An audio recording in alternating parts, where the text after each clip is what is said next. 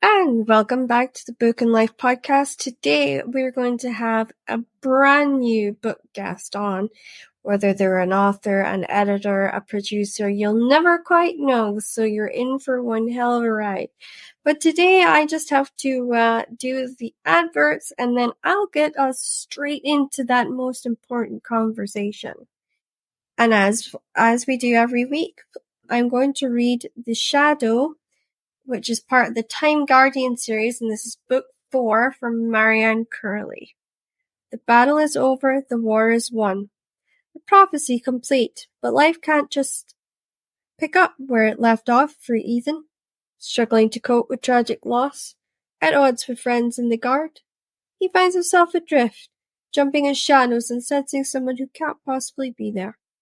Blaming herself for the goddess Athena's death, Giselle swears revenge, to vilify the immortals' plan for world domination. But Giselle hadn't planned on love, and that leaves her with an unbearable choice. Should she follow her heart, or the strings of a goddess short on praise but high on expectation, who continues to pull her from the grave? As the guard and the order battles through the past and into an impossible future, darkness lurks round every corner. The fight for the world's survival rests with just one. Is it friend or foe who stands in the shadow? And just a reminder that The Price of Freedom by Rosemary Rowan is being donated to the Ukraine refugee crisis. And here's the blurb for her book. It's one of her Roman British crime series, which was written under her maiden name. All editions can be found online where all books are sold, even her agents donating her commission. Sorry, I don't have the blurb for that, but that's what she's doing. And now, without further ado, let's get you to the guests. And everybody, please welcome back Sarah Chardon to the show. She is absolutely an amazing writer. I have not seen imagery or flow the way she puts it together. I am super excited to have her here for you guys to experience her, to share her, to get to know her. She is going to change your world in regards to what you're reading and what you're writing, and hopefully all your reading habits, because I'm hoping she's going to be your number one pick by the end of the show. So without further ado, please welcome Sarah. Thank you. So tell us about your new book. What was it about, and what made you excited to write it? So the new book is called The Secrets of Blithewood Square, and it is set in Glasgow in 1846. And one of the main characters is a young woman who has trained with a very famous photographer. Photography in 1846 is a new science/stroke art. Yeah. And not very many people know how to take photographs or how to process them. And Ellery has trained with David Octavius Hill, who is a painter and also one of Scotland's earliest and most acclaimed photographers, Victorian photographers. And she comes into some money and she decides she's going to set up her own studio. And he is in Edinburgh, so she decides she has to come to Scotland's other big city, Glasgow, which is where her mother is from. And she sets up a studio in St. Enoch's Square in Glasgow. And she's one of the very earliest female photographers. And so it's an exploration really of the female gaze and women's lives in this sort of early Victorian period, and also of the city of Glasgow, which is almost a character in the book, I think. Oh, definitely. I mean, I've lived in Glasgow and not now for 15 years. Definitely a character. You get to meet so many different people, so many different walks of life, all doing different things. It's just really the best melting pot you could ever ask for. So what makes you excited? I think Glasgow as well. Glasgow has this reputation as well as being a gritty city and a hard city. And in the Victorian era, there was a lot of poverty here and still is. Yeah. But I think one of the things I wanted to particularly explore in the book is successful Glasgow. Glasgow was this engine room. Glasgow was an Enlightenment city of a different nature to Edinburgh, but very much sort of a thriving, bustling, exciting city, a bit of a melting pot. And I think, people very often think of Glasgow's history in terms of poverty and deprivation and crime and all of these things. Yeah. And we forget that there was this other side to the story as well. And I think what people forget is Glasgow's extremely cultured. It's so driven to gallery, so driven to art, it's so driven to architecture, it's driven to constant change. Like, you can't go to Glasgow one year, come back the next, and something not have changed. So, like, whether it's like the main It's very street different, or isn't a it? building or something. Like, yeah, it's constantly changing. And I always say that Glasgow is like the sleeping giant. It's always breathing. It's always testing you. It's always pushing you to dream and be better. And it's an amazing place if you want to feel inspiration at every footstep, every corner of every part of the city. That's the place to go, for sure. I think so too. I mean, I now live in Glasgow. I didn't actually when I started to write this book. So it was a move we made part of the way along that journey. But I had always visited Glasgow and had always loved it. And that, of course, is Glasgow today. And I think today the city centre of Glasgow is one of the most exciting cities in Europe. But it's not as residential as it was in the Victorian era. And so this is a little look at, the new town of Glasgow. Glasgow was completely residential. And streets that today are almost entirely offices and businesses and bars and restaurants and things. People actually lived in the centre of town. Well, I would it also argue looked that the very rats different. are technically living there because there's some there that are like household cats. I've had a number of occasions where I've walked through the city and I've met one and I went, "Ooh, fuck, what the hell is that?" And I've just stood there and waited for it to cross the road because I'm like, that thing could take me. I think I'll just stand here and let it do its thing, and I'll cross to the other side, and we'll just be good. Yeah. I think that's the only thing that's really living in the cities on Earth is some wildlife, But because I actually saw otters in Glasgow City that are not too long ago. Which is incredible. I've never seen otters in town. There's some, and there isn't as much bird life actually. I used to live by the Water of Leith and there was a lot of bird life, but there isn't quite so much bird life in the city centre. But it's one of the most exciting, non-conformist, creative environments I think I've ever walked right into. So very happy to be staying here now. It is beautiful. And I think the skies that you get in Glasgow too, like the colour is not like anywhere else almost. Like the vibrancy that you get is incredible. And there's so many elements, like we could probably spend an entire hour talking about all the different elements of Glasgow that makes it amazing. I was a tiny little sheltered girl from the Shetland Islands who came to Glasgow, and the whole mind was blown. My eyes were huge. I didn't know about, Catholic areas and Protestant areas. And I learned so much so quickly living in the East End, which is not a very wealthy area, but it's where the working class usually live. And I'm just experiencing all these hardworking people and how they do these things and how they create all this stuff. And I still to this day will get people that will stop me and go, "I can't place your accent, but you're not a Glaswegian." And I'm like, well, I've kind of been here 15 years. I feel like I'm a Glaswegian at heart. Like I no matter where I've lived, I've always come back to Glasgow. Glasgow's always sort of been like, as soon as I see that "Welcome to Glasgow" sign, I get so happy and content inside. It's like, it's just in my blood. I'm like, I'm home. And I don't get that feeling anywhere else in the world. I've never had that feeling anywhere else. So I'm super excited by that.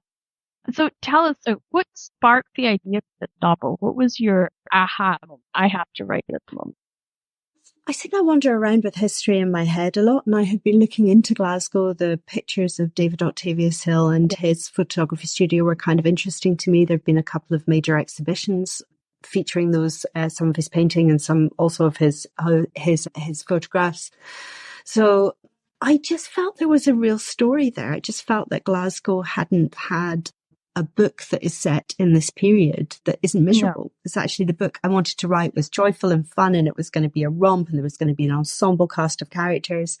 And I just thought, nobody's done that in Glasgow. I think I'll give it a lash. And you put your finger there on one of the interesting things, or one of the interesting contrasts between, say, Glasgow and Edinburgh. Glasgow was founded on the church. Like, it's one of the first things you talked about there was sectarianism, and you didn't know who was Protestant and who was Catholic because you hadn't come from that. And Glasgow and the East End, where you're talking about, that was all church land. And so Glasgow was a very, very religious city. It was founded on the cathedral.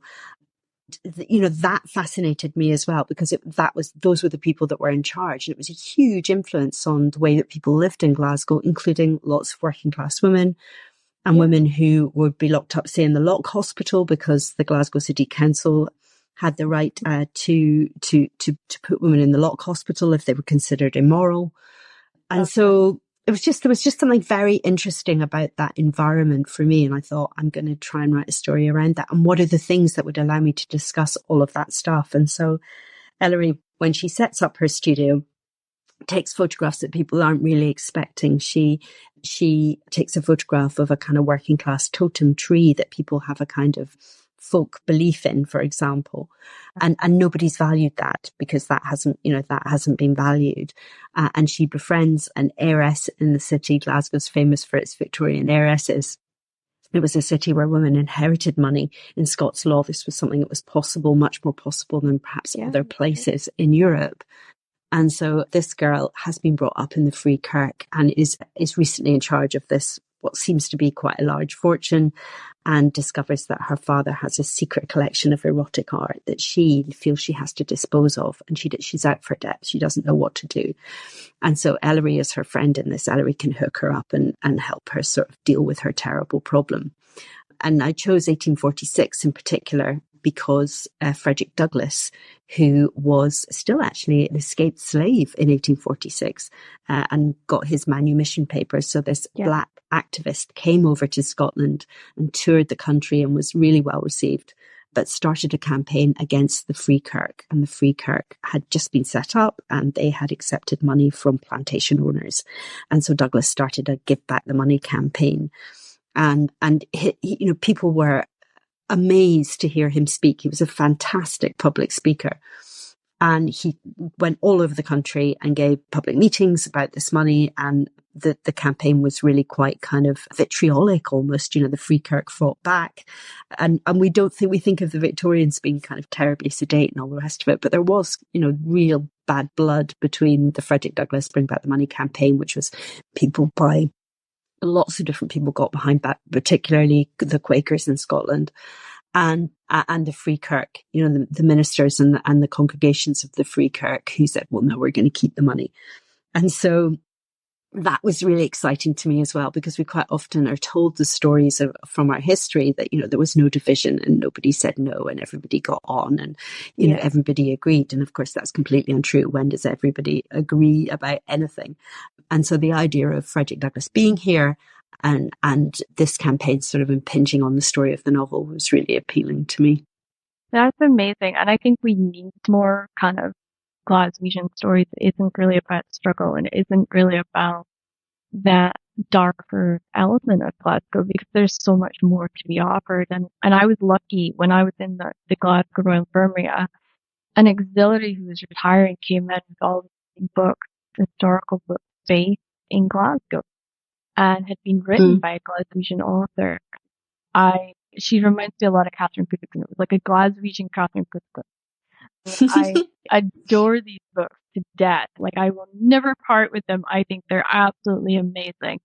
And I think what you're offering is just that little, the heaven of what the magic of what Glasgow could be, the magic of what Glasgow has to offer us. And I think that's amazing. The magic of what Glasgow was. I mean, it's absolutely, it's a novel, but many of the characters in it are real. So it's not some fictional thing that Glasgow could be. Yeah. Glasgow was like this.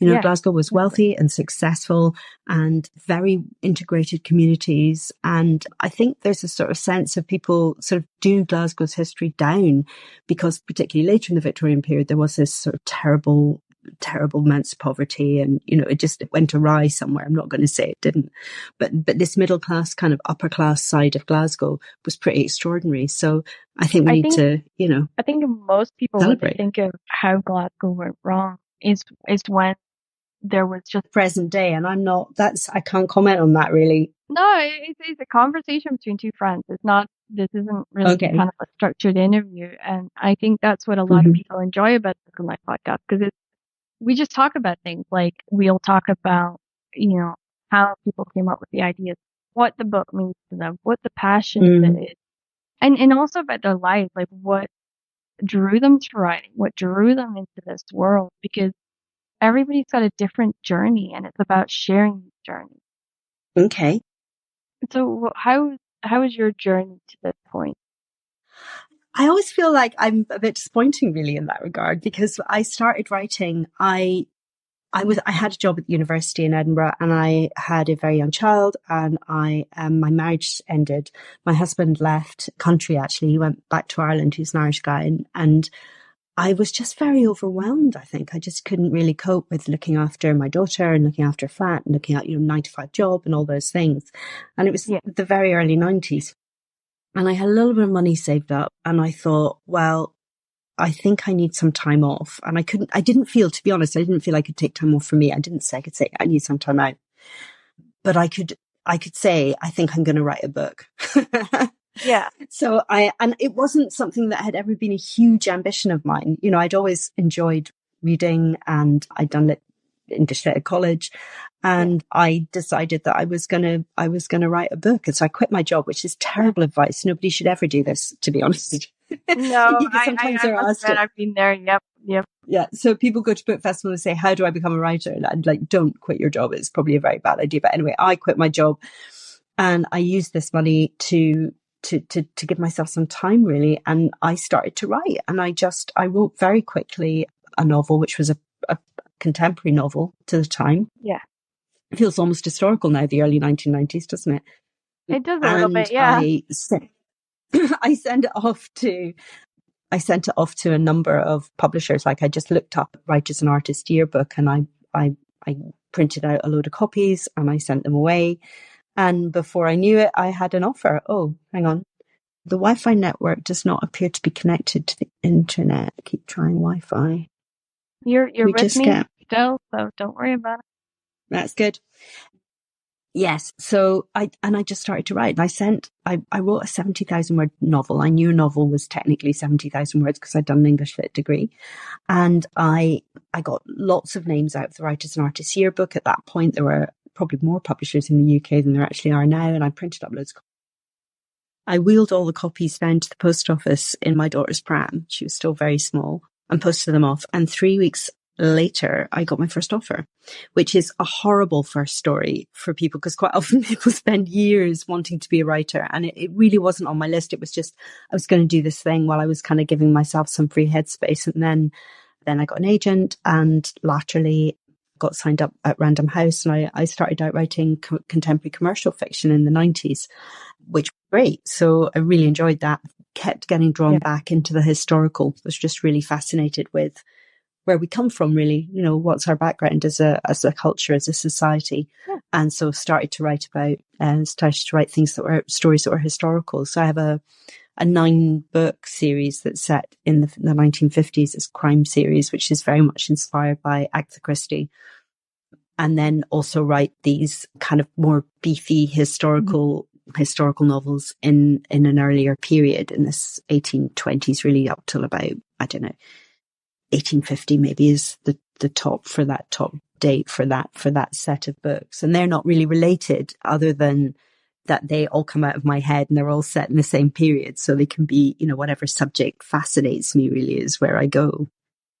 Yeah, that's really interesting, because, like, for me, I started off in indie, so, like, a totally different experience for me. I was, like, out of my depth entirely. I did the same thing. I'd always wanted to be a writer. I'd met a published author of children's novels. I'd sort of won a competition, and she's like, "You've got one hell of an imagination. You should be writing." I just remember looking at her and thinking, "You're crazy. Like, there's no way that I could do this." I've been technically writing now for 14 years, like, on and off. I've got, and it's so crazy to me, because people ask me all the time. They're like, "How did you do it?" And I always feel the same way as you do about, not necessarily having the most exciting story. I had an illness. I needed to find some way to cope with it, and that's what I did. I just went for it. I wrote the stories that was in my heart and on my mind, and it was almost the case of I was like, well, I don't believe that anything's gonna come of this, and I just kept writing, kept writing, kept writing. I'm lucky that there's people out there that love it and that support me with it and do it with me. I think sometimes my husband would wish that I would maybe pop my head up a little bit more the novel every so often. But I think that's all partners. I'm pretty sure all partners are like, hi, you remember me kind of deal. You know, and I think that's just a genuine thing that we all do. Like when we're really passionate about something, we just sort of disappear and we kind of vanish and we just sort of say, okay, It's a form of escape, like really, isn't it? I think it's a form of like just exercising your mind in the way you might go to the gym to exercise your body. You're reading a book and it takes you somewhere. Yeah. Well, I think lots of people do it for different reasons. Do you know what I mean? I think it's just different people are so different. So I know lots of writers now, you know, I've been writing for over 20 years and I met people all along the way who are doing it, and everyone seems to be, everyone has a different career path. Everyone has different reasons. Everyone has different ideas. And I suppose that's just part of the kind of joy of it, that it's not, as creative careers really aren't like, being an accountant or being a lawyer or something where there's a career structure and you have to do it in a particular way. Everyone does it in their own way. And that's kind of lovely. And I think that's the great thing is like, we all have different ways that we've gone about doing this. What would be, your best piece of advice in regards to really nailing down discipline and getting yourself into that writing, that writing routine? Because we all have different routines. I think everyone has their own pace. My pace is for fiction is 5,000 words a week. I can write 5,000 words a week and they'll be pretty decent. I can sometimes do a little bit more, but I can't do much more than that. I might get a 6,000 word a week. So once you know what your pace is, I mean, I have a friend who writes these really amazing literary tiny novellas. That's what she does. She writes these kind of very exacting, and she writes 150 words a day, and that's what she can write. That's it. And so that would be, for me, that would feel really slow because I'm kind of caught up in narrative drive. So I think the first thing you probably need to look at is, what is the natural pace for you? What pace can you sustain? Because unless you're writing short stories or very short things, this sense of sustaining your effort is important. It's a marathon. It's not a sprint, especially if you're writing a novel or a nonfiction book. And so that's when I mention people, one of the first things we often talk about is, what actually is your pace? And, if you have, say, a 9-to-5 job, can you write for 1 hour in the evening? And reasonably, what could you expect to get out of that 1 hour in the evening? And then you can make a plan for how long, the book is going to take you, because you know what it's reasonable to put yourself under.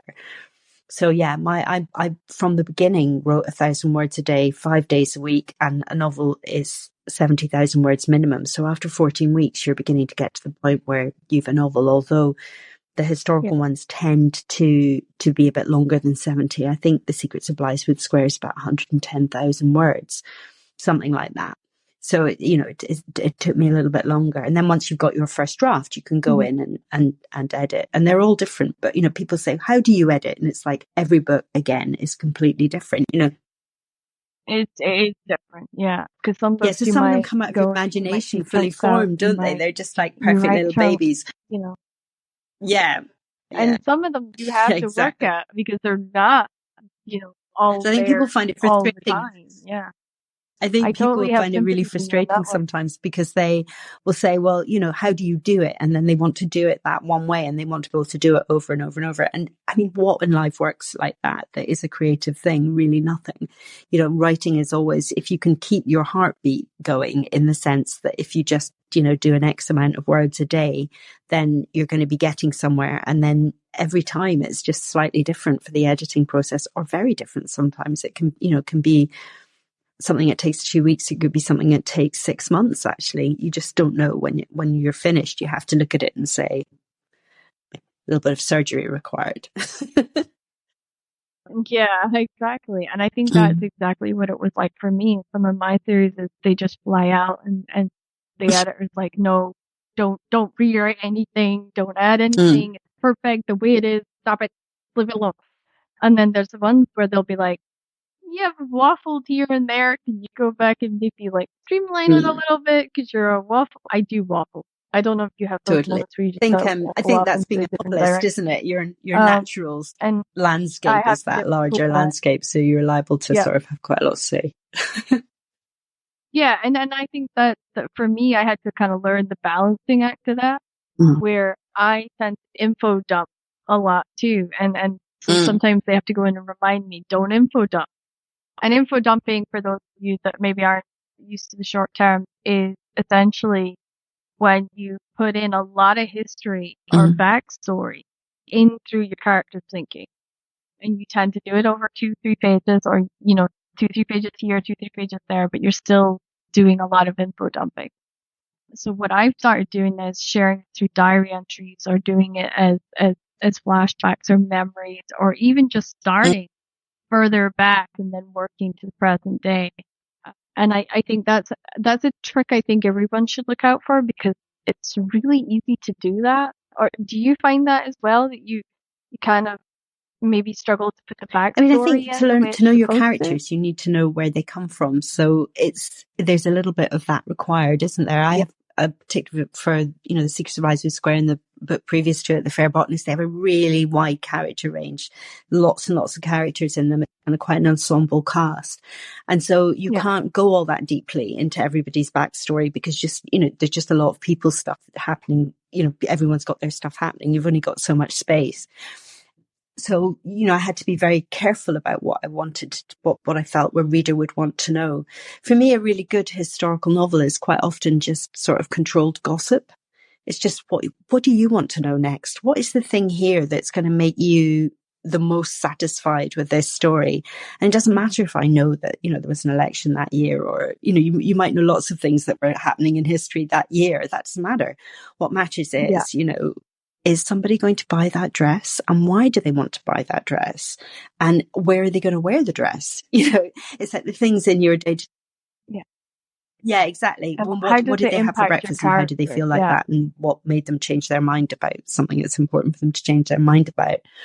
And so for me, it's kind of like a time machine almost. You go in and you just are experiencing it rather than explaining it. And if I ever feel I'm explaining it, then, it's not something I'm there to do, really. I'm there to create a world that someone else can walk into and experience. Yeah.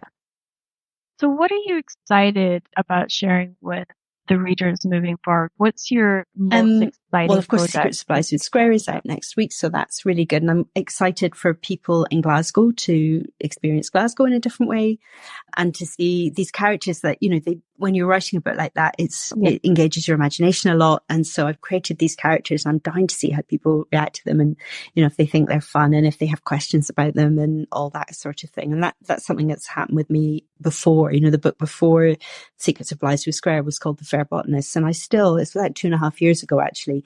And I still get emails and messages from people saying, oh, this character really chimed with me. And so I think it's giving other people that sort of imaginative engagement and satisfaction, and sharing a story with them, I suppose. That's fun for me. And then quite shortly, I'm about to start writing another historical novel, and potentially, I think, also a radio play. So I wrote a radio play so I wrote a radio play last year, which is called On Portobello Prom, and it's set in Edinburgh. It's on BBC Radio 4 Sounds.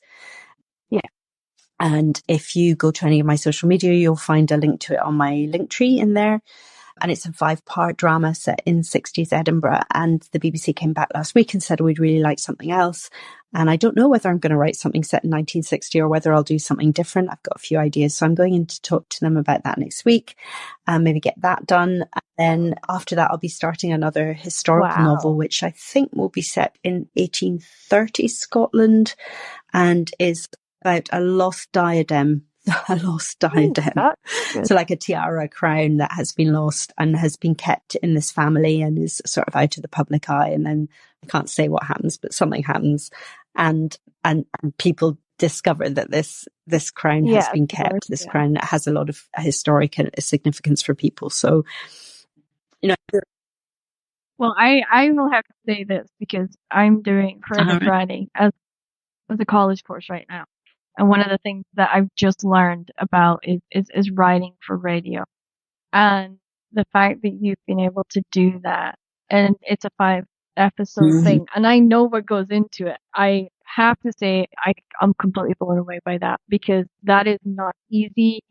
I mean, I've done a film script, which luckily Touchwood was adored by the director, and it's moving very, very slowly forward thanks to strikes and everything else.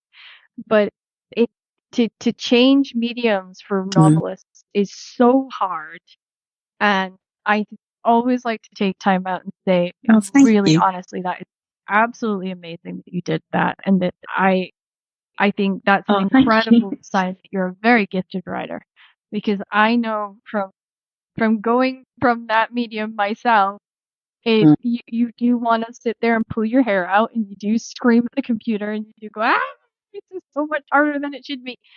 So yes, I absolutely think that's amazing, and I just wanted to take the time to say thank you for doing it, because I know that there's so many people out there that will adore you for doing that, and also it's in a way we're showing that novelists aren't just novelists. We can do far more than just write a novel. And Thank you. Well, I've never I written a wanted film to make script, so sure I'm that very you knew impressed that that you've I managed thought to that do was that, because incredible. it's not something that's on my register at all. And I have to say, this radio drama happened kind of almost by mistake. And I took the story from a short story I had written that was part of a charity compilation. And so the story, so adapting it, it was already a story that was in my head, but there's no story in my head now. So it's going to be kind of interesting to see what happens next, what the next one is going to be. But I think that's probably my. I always say that this is my best recommendation to people when they're looking for inspiration. I always say, take a walk either through Helensburgh, if you're if you're here in Scotland, or through Glasgow city centre, and find the tiniest little cafe. Don't go into the franchise cafes, but just this tiny little cafe, and listen to people around you. And you'd be surprised how often you will walk out with this I think just walking is really touch of important, inspiration, actually. this I touch like of to go for a magic. walk every day, because when you're a writer, you're so sedentary. And it's really good to get out and just get some light and get some inspiration. And I too am a big fan of coffee. And, you know, in Glasgow, we're very well served with lots and lots of lovely independent coffee shops. And they got the patter here. Oh, yes. There's plenty of coffee shops in Glasgow. That's for sure. Yeah. You know, everybody here is addicted to, I swear we're all addicted to coffee in Glasgow, because we're all walking around with different cups from different places. Sometimes I'll look at people to see what coffee cups they've got as an inspiration to where I'm going to go get my latest cup, you know? I try And not to the go other thing into that the other thing that I do, and the other thing that I do is I will walk into the bookshop, and I will just try and wander around without being recognized. And I'll just take a nosy and see, well, what's everybody excited about? Like, what's the, because in Glasgow, people read. It is a thing. Lots of people read in Glasgow. And I always find it interesting to go into the different bookstores in Glasgow and just listen to what the books are that they're talking about. And that can sometimes inspire something in me where I'm like, oh, yeah, I it might just be that I have an idea in my head, but I don't have a genre for it or whatever.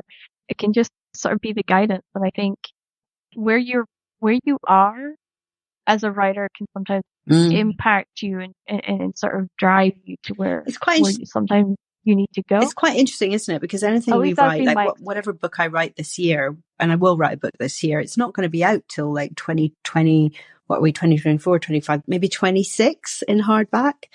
So it's quite far away. So it's quite difficult that you cannot write to somebody else's scheduler because someone else has brought out a book you like and you'd like to do that as well. You know, it's so far away in people's minds from when that came out. So I think you just have to write what appeals to you, you know, for whatever reason it appeals to you.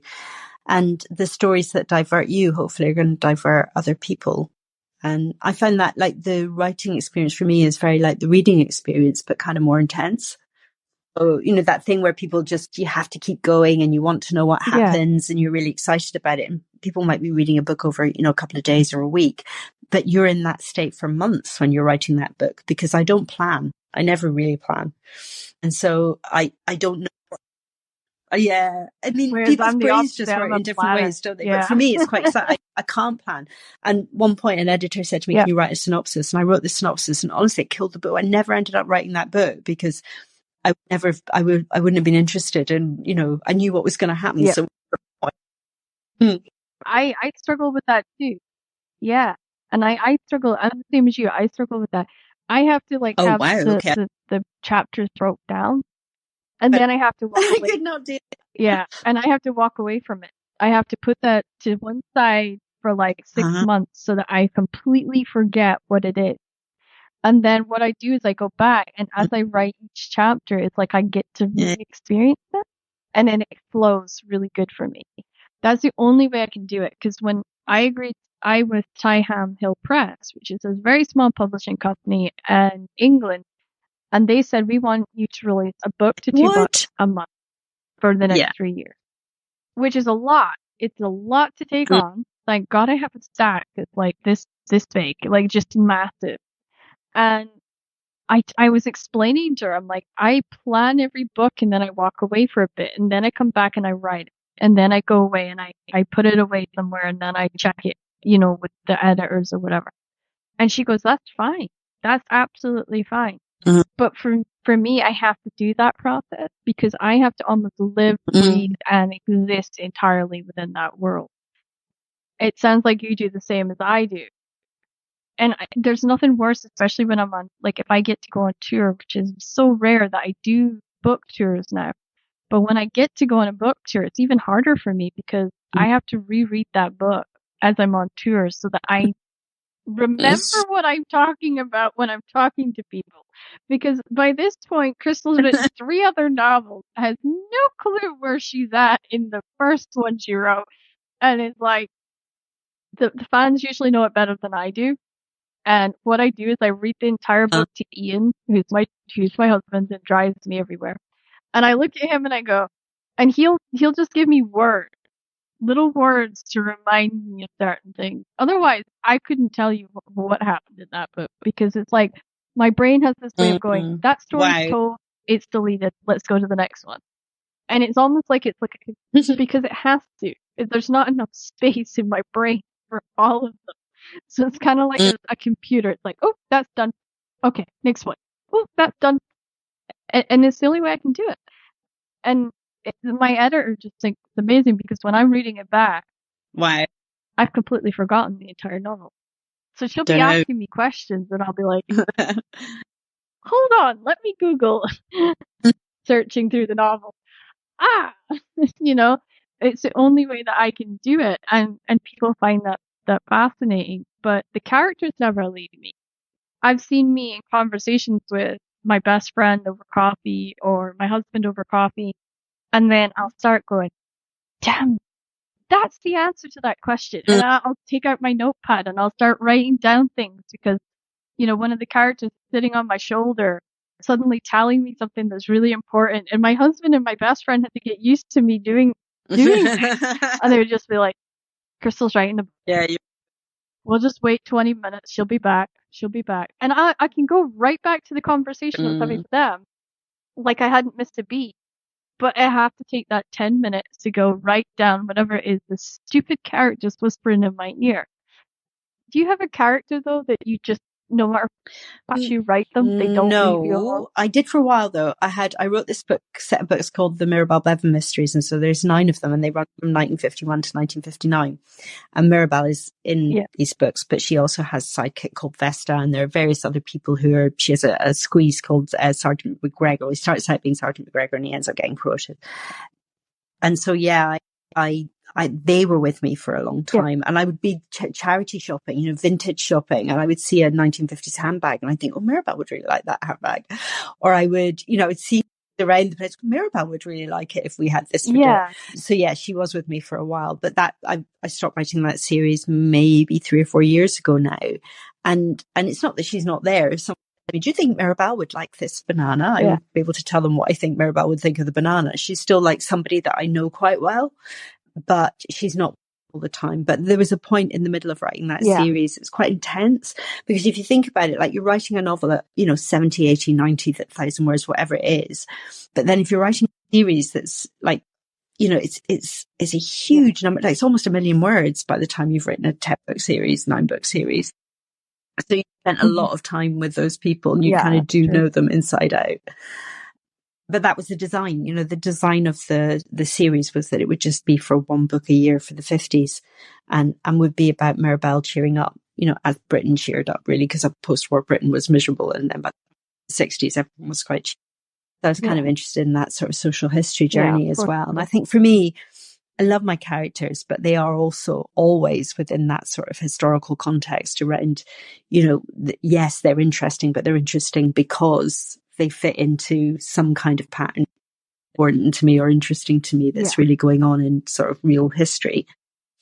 And that's the interest really, I suppose. And I used to, when I started, always write in the mornings, and I would just get up and write in the morning. And that was what I did. And then I would do other things, kids and school runs and all that kind of stuff. Yeah. And now my daughter's, of course, grown up and I don't have to do any school runs. And also, once you have a set of books, as you yourself know, you're not only writing a new book, but you're managing a backlist. And so you've got book festivals and events, these kind of things to do. And also other interesting projects that come up, because I find, writing a book is a marathon, but it is quite nice to do, a Zumba class now and then, right? And that might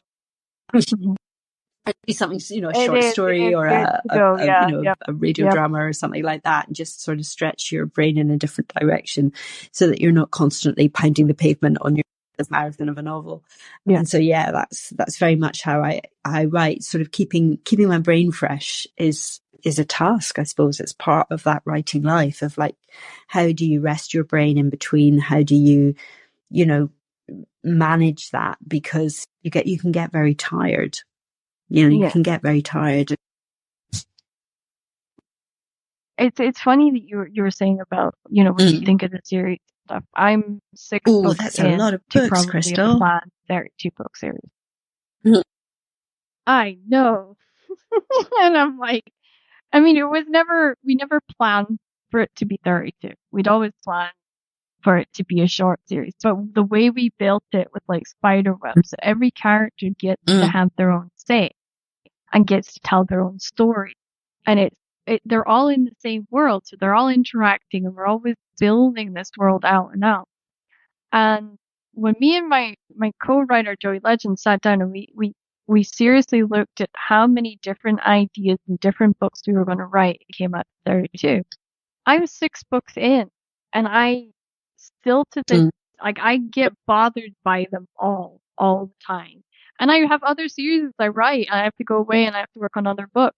And there's nothing more frustrating because I have 3 characters that constantly annoy me, and it's Harold, Marie, and generally Edward. And they will come and they'll be like, "Oh, I like that song. Got to put it in my playlist."